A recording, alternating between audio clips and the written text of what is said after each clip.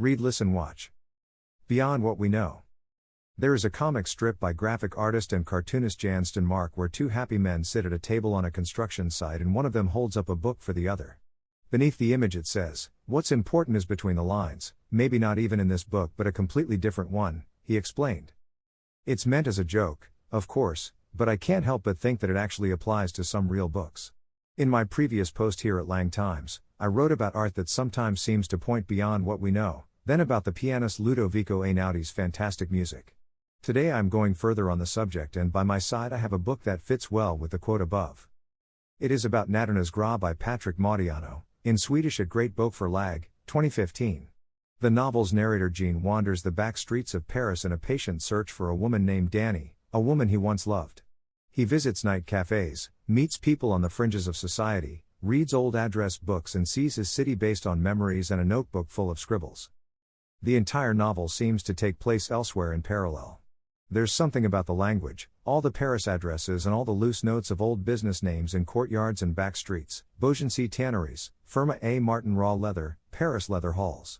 Overall, it creates a sense of unreality and timelessness. The narrator moves in today's Paris at the same time as he moves in the Paris of his youth, and it all flows together into a kind of liquid dream state. However, everything is very factually described. And perhaps it is precisely the exactness that gives the feeling that something is hidden from us. The narrator meets four men in a night cafe: Paul Chastagnier, Gerard Marciano, Duvals and a Gamuri. Mysterious men who once knew the wanted Dani and whose four names are repeated like a rhyme in the novel: Paul Chastagnier, Gerard Marciano, Duvals, a Gamuri. I read this novel for the first time when I was working nights, and I sometimes forgot where I was in the book. Pretty soon, though, I realized that it didn't matter that much. I would let my reading pick up somewhere where I thought I had closed the book last, but usually realized I had already read that section. It did not matter. It was a flow to descend into. I cannot compare this novel to any other I have read, not even to Modiano's other novels. In addition to its literary qualities, I would like to argue that this little book of 136 pages is also art, in the same sense as Ludovico Einauti's music can be art.